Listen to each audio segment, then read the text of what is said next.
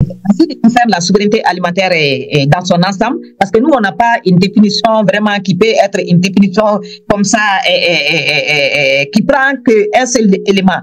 Parce que nous voyons la souveraineté alimentaire dans beaucoup de dimensions, parce qu'il y a la dimension de l'engagement des femmes, il y a la dimension de production, il y a la dimension de commercialisation, de transformation, et puis il y a la dimension aussi de connaissances, de savoir.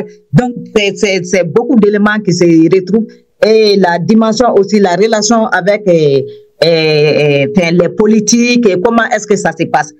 Donc la convergence des femmes rurales, depuis sa création en 2009, jusqu'à aujourd'hui, nous sommes en train de nous battre sur tout ce qui est vraiment, qu'est-ce que c'est que la production qui va répondre vraiment aux femmes rurales.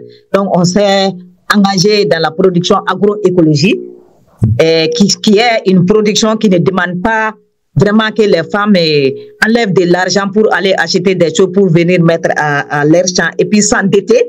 Donc, c'est ce concept qu'on a pris pour pouvoir faire une production, vraiment une production saine et propre aussi, pour pouvoir répondre à l'attente de la population.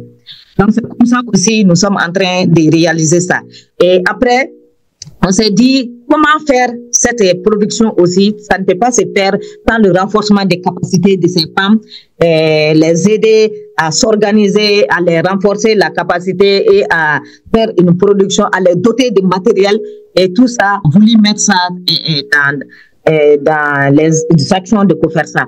Et aussi, comment est-ce qu'il faut doter ces femmes de matériel de production pour qu'enfin elles puissent produire en quantité et puis en qualité pour répondre aux besoins d'elles-mêmes et pour répondre aux besoins de la population.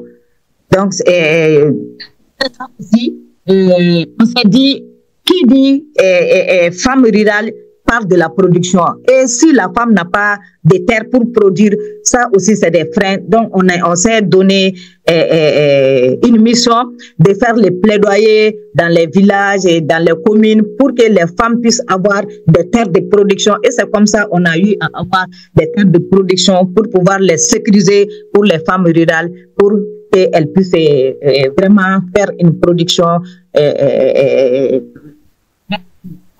la production pour la souveraineté alimentaire.